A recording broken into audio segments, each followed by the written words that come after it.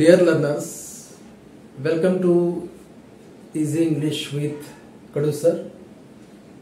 Today's topic is active and passive voice. Grammar मधला एक किंवा दोन मार्क्स साठी हा ऍक्टिव्ह चा पॅसिव्ह वॉइस आपल्याला करायला सांगतात. एक ग्रामर मध्ये एक ॲटम हा येतोच compulsory in every English paper असेल त्याच्यामध्ये ऍक्टिव्ह अँड पॅसिव्ह. मराठीमध्ये अर्थ ऍक्टिव्हचा अर्थ होतो कर्तरी आणि पॅसिव्हचा अर्थ होतो कर्मणी. कर्तरी प्रयोग आणि कर्मणी प्रयोग. ओके, आता कर्तरी प्रयोग आणि कर्मणी प्रयोग याचं बॅकग्राऊंड थोडं आपण समजून घेऊ की कर्तरी प्रयोग कशाला म्हणायचं, कर्मणी प्रयोग कशाला म्हणायचं.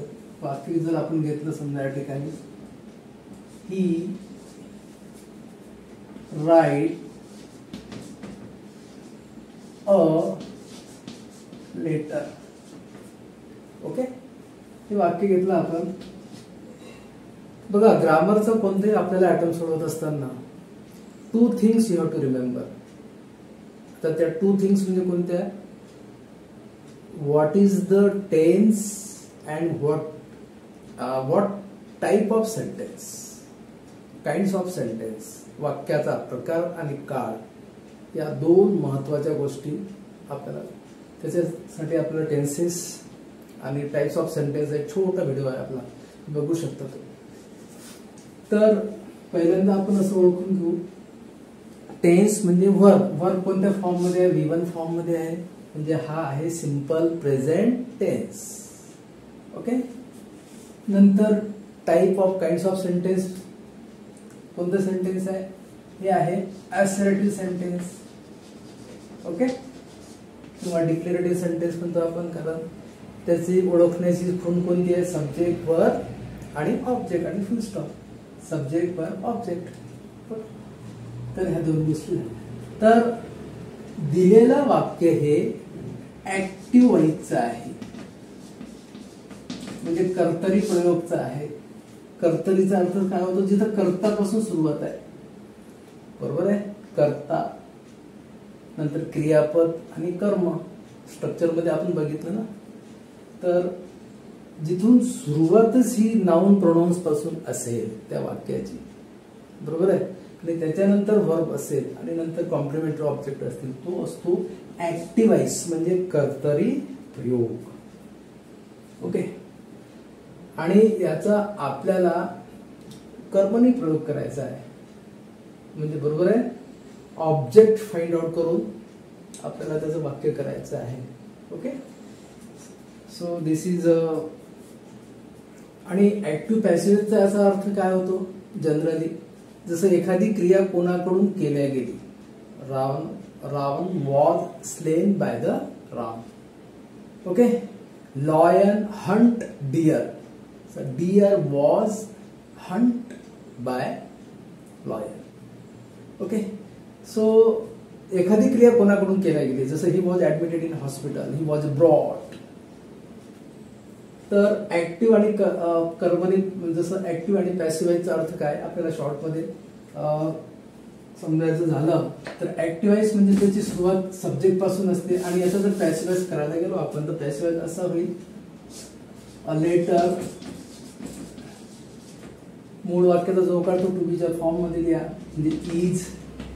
तिसरं रूप लिहायचं रिटर्न, नंतर बाय, हीच रूपांतर ही मध्ये. ओके, म्हणजे लेटर इज रिटर्न बाय हे. ओके, सो तुमच्या लक्षात आलं की कर्तरी प्रयोग काय, कर्मणी प्रयोग काय. कारण या ठिकाणी हे लेटर काय आहे? ऑब्जेक्ट. ऑब्जेक्ट घेतलं टू बी नंतर V3 असा एक स्पेसिफिक बेसिक फॉर्म्युला आहे त्याचा. Okay, I will tell you that what is what. तर आपल्याला आयडेंटिफाय करण्यासाठी हे दोन उदाहरणं घेतले आपण. तर ऍक्टिव्ह वॉइस कसा ओळखायचा? ज्याची सुरुवात subject verb object. Passive voice कसा ओळखायचा? ज्या ठिकाणी object to be V3 compulsory असते. Remember that, V3 compulsory. कशामध्ये? पॅसिव्ह मध्ये. Okay, so you remember this things. Okay, and you will go ahead.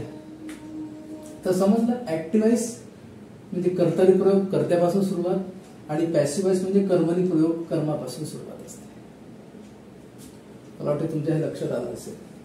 Okay okay, now you will go ahead. समोर जाऊ आपण.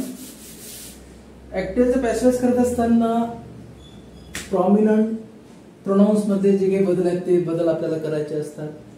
बघा, सब्जेक्ट परवालाच आपण एक चार्ट घेतला. ओके, सब्जेक्टचं ऑब्जेक्ट कसं करतो आपण. I, me, my, mine, my self. जसं आयचं रूपांतर ऑब्जेक्ट मध्ये काय होते, मी. ओके, वीचं रूपांतर अस, यूचं रूपांतर यू, हीचं रूपांतर हिम, सीचं रूपांतर हर, देचं रूपांतर देम, इटचं रूपांतर इट, आणि नाव असेल रामचं रूपांतर राम. अंडरस्टँड. सो सब्जेक्टचं ऑब्जेक्ट हे आपल्याला करायचं असते. ओके, किंवा ऑब्जेक्टचं सब्जेक्ट आपल्याला करायचं असते. Did you get it. कसं वाक्य केलं आपण. बघा, ऍक्टिव्हचा पॅसिव्ह करताना काय करायचं आपल्याला. आय सिंपल प्रेझेंट टेन्सचं वाक्य घेतो. I write a letter. किंवा दुसरं वाक्य घेऊ आपण. She speak English. She speak English. वाक्याचा जो काय म्हणून आपण त्याला टेन्स आहे तो कोणता आहे, सिंपल प्रेझेंट टेन्स. बरोबर आहे. तर एक फॉर्म्युला सांगतो मी. बघा, फॉर्म्युलासाठी काय करायचं, पहिल्यांदा सब्जेक्ट लिहायचा म्हणजे ऑब्जेक्टचा सब्जेक्ट करायचा. while making active into passive voice, this specific formula you can use. Okay, you will never forget to make the active to passive voice. Subject हे ऑब्जेक्टचा सब्जेक्ट करायचा. नंतर टू बी लिहायचं या ठिकाणी, जो काळ असेल तो. Present tense to be, am is are माहिती आहे तुम्हाला. Past tense to be, was, were, future, shall, will. नंतर या ठिकाणी V3 फॉर्म लिहायचं, PP पास्ट पार्टिसिपल. नंतर रिमेनिंग ऑब्जेक्ट असेल तर ते लिहायचं, कारण वाक्यामध्ये दोन ऑब्जेक्ट असतात, एक डायरेक्ट ऑब्जेक्ट, एक indirect object. In next video we will identify direct object कोणते असतात, इनडायरेक्ट ऑब्जेक्ट कोणते असतात, ते नंतर बघू आपण. नंतर बाय शब्द लिहायचा आहे. ओके, नंतर या ठिकाणी सब्जेक्ट कन्वर्ट इनटू ऑब्जेक्ट. हा स्पेसिफिक फॉर्म्युला तुम्ही यूज करा किंवा आता स्क्रीनशॉट काढून तुमच्याकडे ठेवा. हा स्पेसिफिक फॉर्म्युला तुम्हाला यूज करायचा आहे. ऑब्जेक्टचा subject, to be, V3, remaining object, by. Okay, subject convert into object. तर आता मग हे वाक्य सोडवू आपण. सी स्पीक इंग्लिश कोणता टेन्स आहे, सिंपल प्रेझेंट टेन्स. तर वाक्य कसं येईल मग, ऑब्जेक्ट कोणता आहे या ठिकाणी, इंग्लिश आहे. तर इंग्लिशचा सब्जेक्ट आपण या ठिकाणी करू, इंग्लिश. ओके, टू बी कोणता आहे, प्रेझेंट टेन्स आहे म्हणून कोणतं येईल, एम इज आर पैकी, एम इज आर पैकी कोणतं येईल, इज. बरोबर आहे, कारण आयच्या समोर नेहमी एम लिहितो आणि आर हे प्लुरल फॉर्म आहे. English is. स्पीकचं third form, speak, spoke, spoken, spoken. नंतर रिमेनिंग ऑब्जेक्ट नाही आहे, बाय शब्द लिहायचा. सीचं रूपांतर बघा, सीचं रूपांतर कशामध्ये येते, झालं वाक्य. English is spoken by, what is that, English is spoken by हर. हे जर पास्ट टेन्सचं वाक्य असतं फक्त टू बी च बदलते. जसं सी स्पोक इंग्लिश असं जर असतं समजा तर English was spoken by her. Okay, future असेल तर she will speak English, English will be spoken by her. Okay, हा स्पेसिफिक फॉर्म्युला लक्षात ठेवायचा फक्त, रिमेंबर दॅट. आणि हा स्पेसिफिक फॉर्म्युला यूज करत असताना कंटिन्युअस टेन्स जर असेल तर कंटिन्युअस टेन्स जो आहे ना, कंटिन्युअस टेन्स मध्ये काय असते, टू बी फॉर्म असते, to be verb. Present tense असेल तर am is are, past tense असेल तर वॉज, वेअर. ओके, आणि फ्युचर कंटिन्युअस मध्ये त्याचा पॅसिव्हाइज होत नाही, रिमेंबर दॅट. तर त्याच्यासमोर बिंग शब्द लिहायचा फक्त, कुठं, त्या टू बीच्या रूपासून. बघा मी काय सांगितलं, जे पर्सनल प्रोनाउन्स त्यातले बदल सांगितले, ऍक्टिव्हचा पॅसिव्ह कसा करतो आपण ते सांगितलं, ऍक्टिव्ह वाइज कसा आयडेंटिफाय करायचा, पॅसिव्ह वाइज कसा आयडेंटिफाय करायचं ते सांगितलं. ओके, आणि एक वाक्य तुम्हाला हा या स्पेसिफिक फॉर्म्युल्यावरून तुम्ही उदाहरण सोडू शकता. तसं सी इज स्पीकिंग इंग्लिश हेच वाक्य चेंज करू आपण, म्हणजे बघा बदल कसा तुम्हाला दिसतो, कसं हेच वाक्य बदलू आपण या ठिकाणी. She is speaking English. Okay, she speaking English. तर काय इंग्लिश ॲज इट इज, बरोबर आहे. नंतर इज टू बीचं फॉर्म, हे जे टू बीचं फॉर्म असते कंटिन्युअस टेन्स मध्ये टू बी फॉर्म असते ना, प्रेझेंट टेन्स मध्ये am is are, past tense मध्ये वॉज वेअर, फ्युचर कंटिन्युअसचा पॅसिव्ह होत नाही. म्हणून इंग्लिश इज याच्या समोर बिंग शब्द लिहायचा, फक्त काय लिहायचा, बिंग, एवढाच बदल आहे. कंटिन्युअस म्हणजे प्रेझेंट कंटिन्युअस टेन्स आणि पास्ट कंटिन्युअस टेन्स याचा आपल्याला जेव्हा ऍक्टिव्हचा पॅसिव्ह करायचा असतो तेव्हा बिंग शब्द आपल्याला वापरायचा आहे टू बीच्या रूपासून. तर English is being spoken by her. Okay, हा एवढाच बदल आहे फक्त, बाकी काही नाही. आता परफेक्ट टेन्स, परफेक्ट टेन्स करायचं असेल तर सी हॅज स्पोकन इंग्लिश असं जर वाक्य घेतलं तर परफेक्ट टेन्स मध्ये कोणता बदल आहे, नियम जसाचा तसंच आहे. इंग्लिश काय असते, हॅज बीन शब्द वापरायचा फक्त, कोणता, कंटिन्युअस मध्ये बीन, पण कोणते कंटिन्युअस, प्रेझेंट आणि पास्ट, फ्युचर नाही.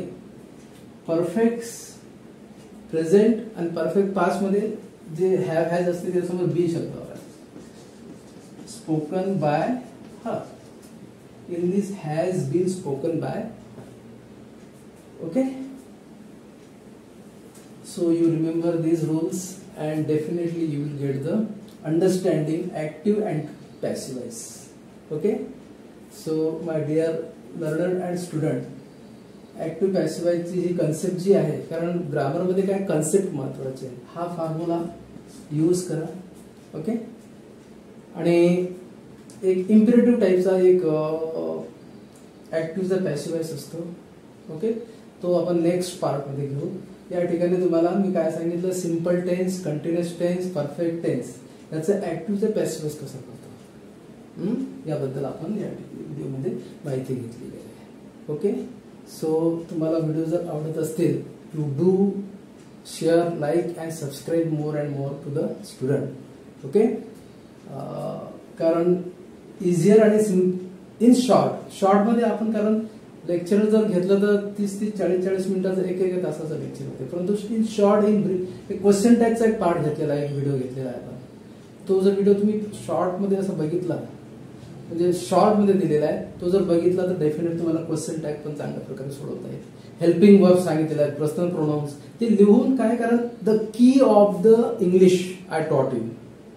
Okay, so you write down in your notebook and absorb that much only. Okay, कारण इंग्रजी ग्रामर जे आहे ते वास्ट आहे, it like a ocean, but in short what we absorb, what we want to take, that is very, very important, my dear learners. Okay, so thank you so much today's lectures. Dhanyawad.